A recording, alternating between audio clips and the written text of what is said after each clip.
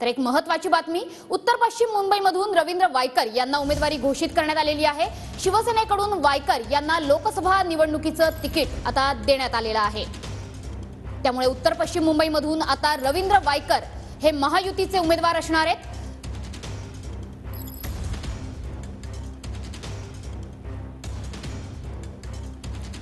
तर उत्तर पश्चिम मुंबईतून रवींद्र वायकर विरुद्ध ठाकरे गटाचे अमोल कीर्तिकर अशी लढत आता रंगणार आहे। शिंदे गटाकडून रवींद्र वायकर आणि ठाकरे गटाकडून अमोल कीर्तिकर हे आता उत्तर पश्चिम मुंबईच्या मैदानात लढतील।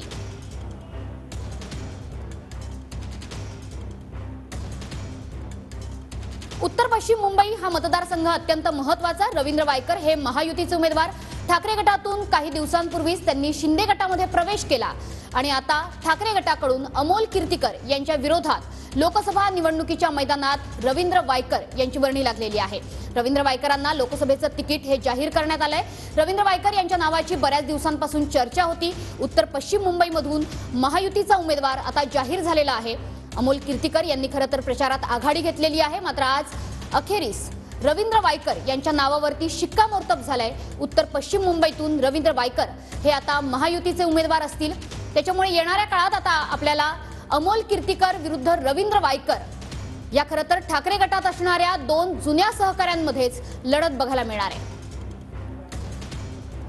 स्वतः रवींद्र वायकर सध्या आपल्या सोबत जोडले गेलेले आहेत। रवींद्रजी, स्वागत तुमचं TV9 मराठीवर।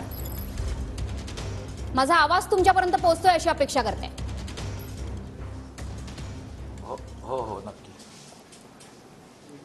रवींद्रजी, आज महायुतीकडून तिकीट जाहीर करण्यात आलेलं आहे। उत्तर पश्चिम मुंबईमधून तुम्ही उमेदवार आहात आता आणि अर्थातच अमोल कीर्तिकरांच्या विरोधात तुम्ही लढणार आहात।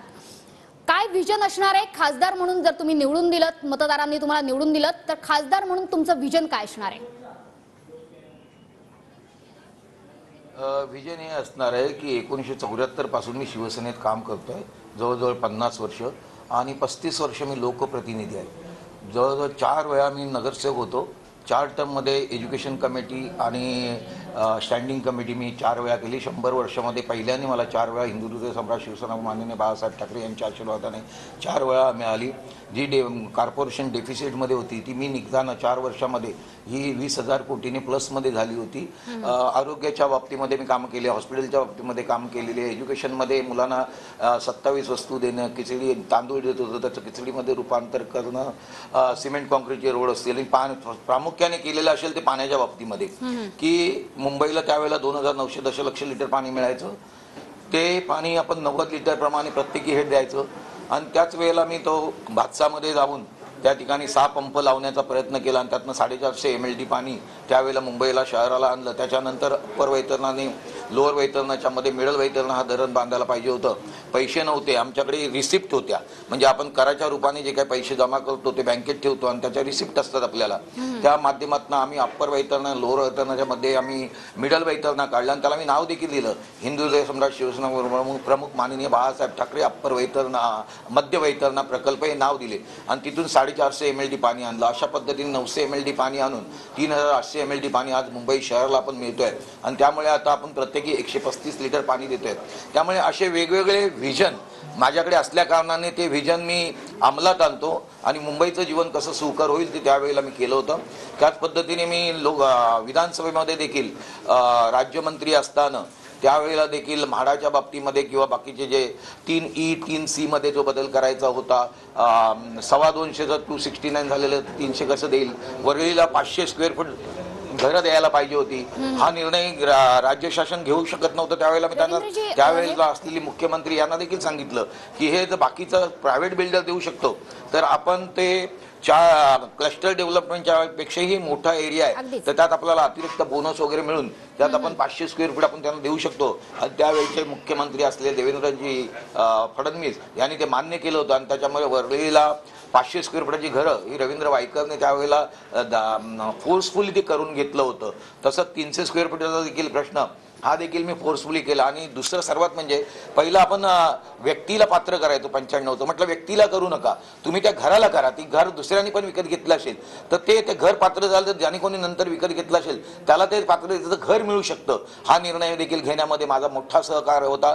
त्यानंतर 95चा जो कायदा होता तो 2000चा केला. मला वाटतं 16 मे 2016 रोजी आपण केला.